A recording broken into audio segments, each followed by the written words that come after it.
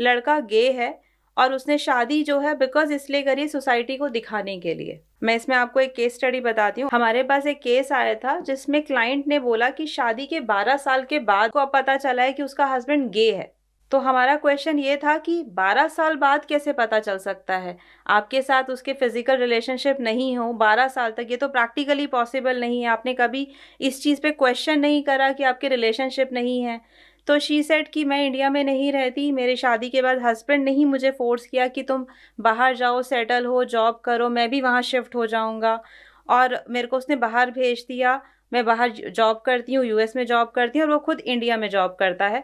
लेकिन जब भी हम मिलते हैं, मैं उसे फिजिकल रिलेशनशिप की बात करती हूँ या हमारी इस चीज़ में बात होती है, तो वो हमेशा बड़े पोलाइटली, कभी ये कहता है उसकी तबीयत ठीक नहीं है, कभी वो कहता है स्ट्रेस बहुत चल रहा है, या कभी वो एस्ट्रोलॉजिकल रीज़न देता है, तो किसी ना किसी रीज़न से वो मना कर देता है।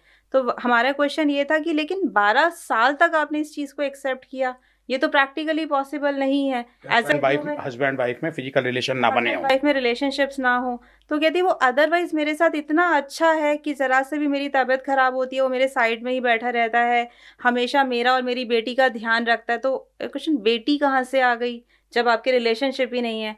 तो शी सेड कि नहीं, हमने मेरे हस्बैंड के ही फोर्स करने पे हमने आईवीएफ के थ्रू बेटी की थी।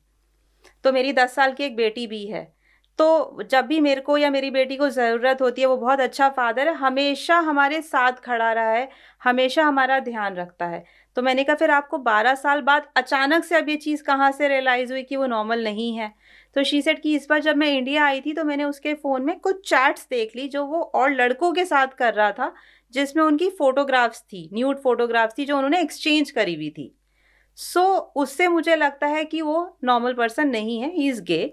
तो वी वर लाइक कि जब आपने 12 साल निकाल दिए और आपको लगता है कि वो फैमिली, वो लड़का बहुत अच्छा है, तो फिर आप उस रिलेशनशिप को कंटिन्यू करिए। शी सेड कि मैं झूठ के साथ कंटिन्यू नहीं कर सकती, अब मुझे जब पता है कि वो लड़का ठीक नहीं है, तो मुझे उस रिलेशनशिप में आगे नहीं जाना, मुझे उसे ख़त्म करना है।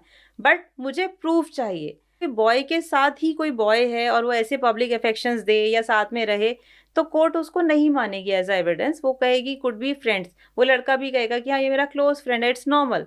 सो ऐसे एविडेंसेस बनाना कि वो प्रूफ हो कि वो गे है, वो हमारा टास्क था यहाँ पे। तो हमने उस केस में उसकी लाइफ में एक अंडर कवर इंडक्ट किया, एक मेल पर्सन जिसने एक्ट किया कि वो एज अ गे है। उसने उसके साथ क्लोजनेस बढ़ाई, दोनों ने चैट्स करी, दोनों के आपस में चैट्स पे बात हुई, डिसाइड किया कि वो हम यहाँ मिलेंगे, वहाँ मिलेंगे।